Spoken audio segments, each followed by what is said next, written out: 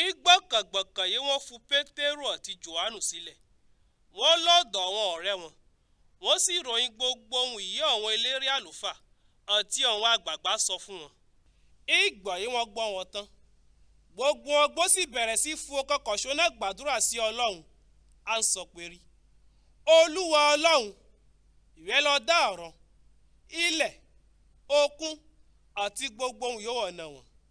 Ìwọ ló ti pa ẹ̀mí mímọ́ sọgbẹ́nu Dáfídì baba ńlá wa yóò jẹ́ ìránṣẹ́ rẹ̀ pé rí, kó dé àwọn orílẹ̀-èdè kò mọ Ọlọ́run bí náà, àti pé rí kó dé àwọn ènìyàn ń gbèrò òfo.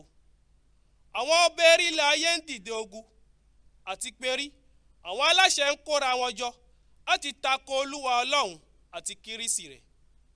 Ọ̀yìtọ́ baálẹ̀ Héródù Antipásì, baálẹ̀ Pọ́nsù Pílátù, àwọn orílẹ̀-èdè kò mọ Ọlọ́run àti àwọn òní orílẹ̀-èdè Ísírẹ́lì sì kóra wọn jọ sínú ìlú yìí láti tako Jésù ìránṣẹ́ rẹ̀ mímọ́ yóò yàn ìpè Kírísì.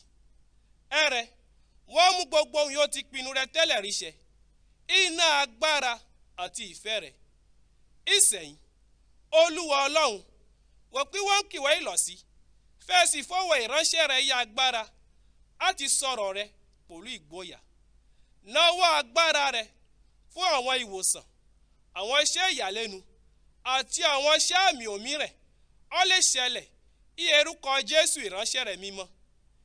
Ìgbà yẹn wọ́n gba àdúrà tán, ilẹ̀ sì bẹ̀rẹ̀ sí mì abẹ́ ẹsẹ̀ fún wọn, ibi yẹn wọ́n kóra wọn jọ sí.